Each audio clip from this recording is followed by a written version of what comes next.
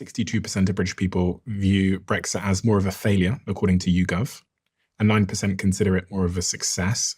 According to YouGov as well, 46% of British people say there should be a second EU referendum in 10 years, compared to just 36% that say it shouldn't be. And according let me just finish the stats, then you can respond. According to the UK's real gross added value, the GVA, a measure of the size of the economy, they say there's approximately 140 billion less in 2023 in the UK economy compared to if the UK had stayed in the single EU market.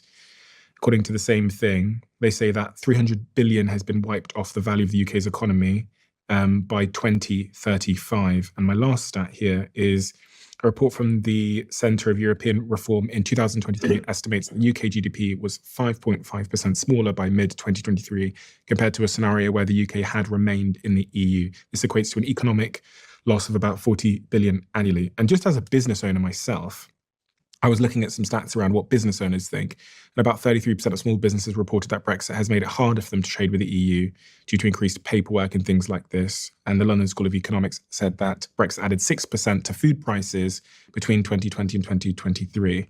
With all of this in mind, do you regret Brexit? Not at all. Not at all. I mean, honestly. So we've outgrown Germany, France, from 2016 onwards, certainly outgrown Italy since 2016 onwards. Last time I looked, Germany and Italy were both members of the EU. And when the statistics that you give, I mean, they are dwarfed, for instance, by COVID.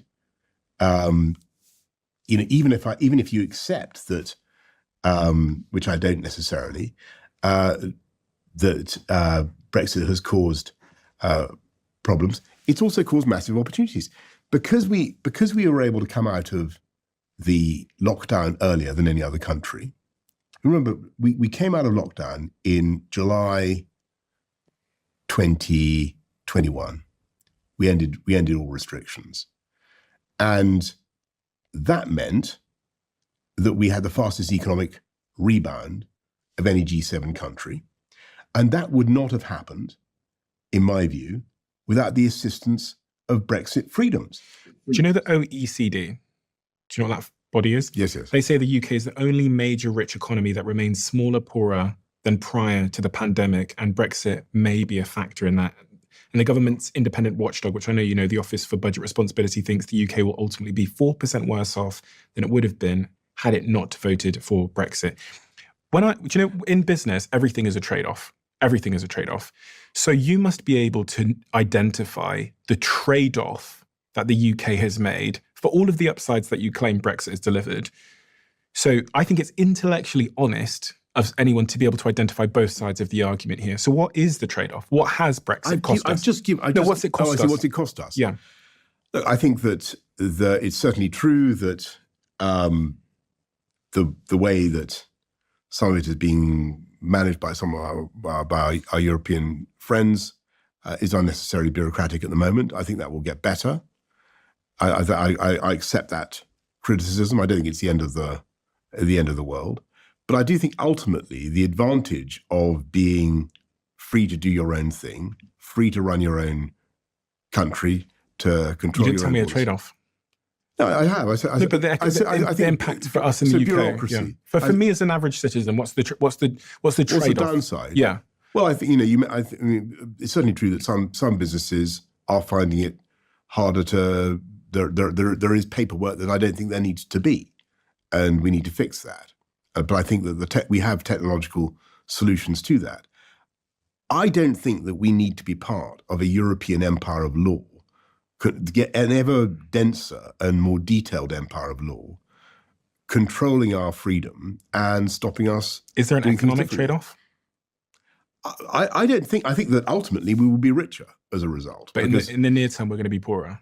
Well, again, people were very emotional about this. And look, can I just remind you, before the referendum, people said that, and no one ever holds these people to account, people said that there would be millions more unemployed, right? Do you remember that? People said there would have to be an emergency tax-raising budget if the people voted to leave the EU.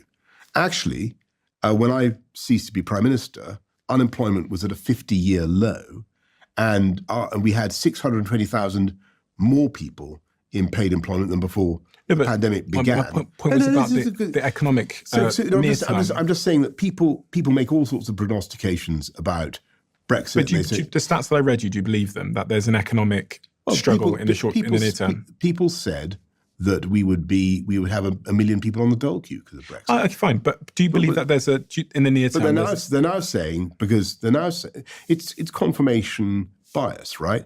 But you said we will be richer eventually. So I'm saying I hope that we will if we do the right thing. Sure. So in the near term, do you think there's a little bit of struggle to get through economically as a result of Brexit? I think that's certainly the case if we make the mistake of staying. I mean, which is what Keir Starmer and the Labour Party want to do, is staying in alignment with the EU. They basically want us to be rules takers. Okay. I think that's a huge, huge mistake. We should go for freedom.